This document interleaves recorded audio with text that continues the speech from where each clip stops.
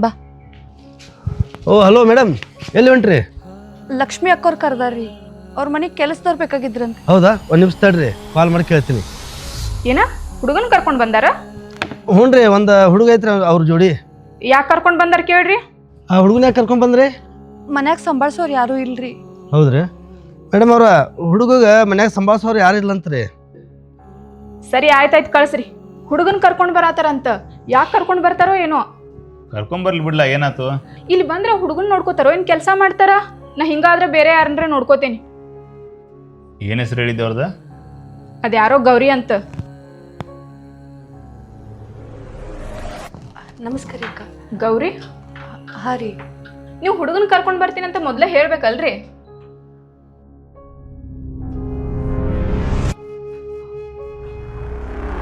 ಆಯ್ತ್ರಿ ಅಕ್ಕ, ನಾ ಬರ್ತೀನಿ ರೀ. ಯಾಕೆ ಏನಾಯ್ತ್ರಿ?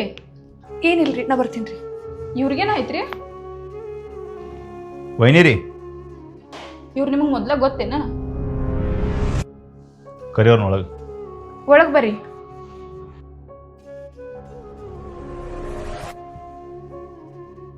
ಎರಡು ವರ್ಷದ ಹಿಂದೆ ನಾವು ಫ್ರೆಂಡ್ಸ್ ಎಲ್ಲ ಸೇರಿ ಟ್ರಿಪ್ ಹೋಗಿದ್ವಿ, ನೆನಪೈತಿ? ಹಾ, ಆಕ್ಸಿಡೆಂಟ್ ಆಗಿತ್ತು. ನಿಮ್ ಫ್ರೆಂಡ್ ಒಬ್ರದ್ದು ಡೆತ್ ಆಗಿತ್ತಲ್ಲ.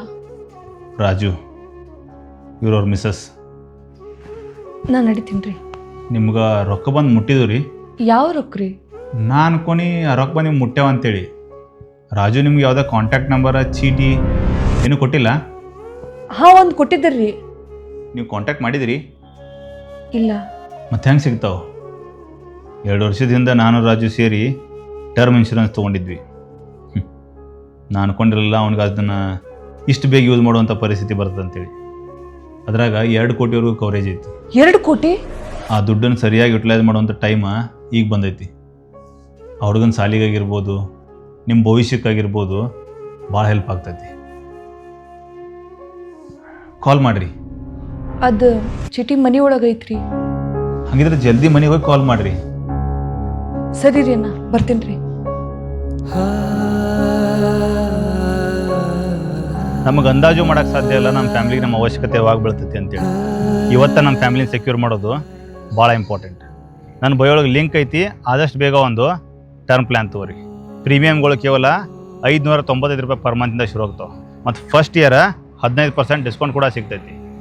ನೆನಪಿರಲಿ, ಇದರ ಕ್ಲೇಮ್ ರೇಷಿಯೋ 99.70 ಐತಿ.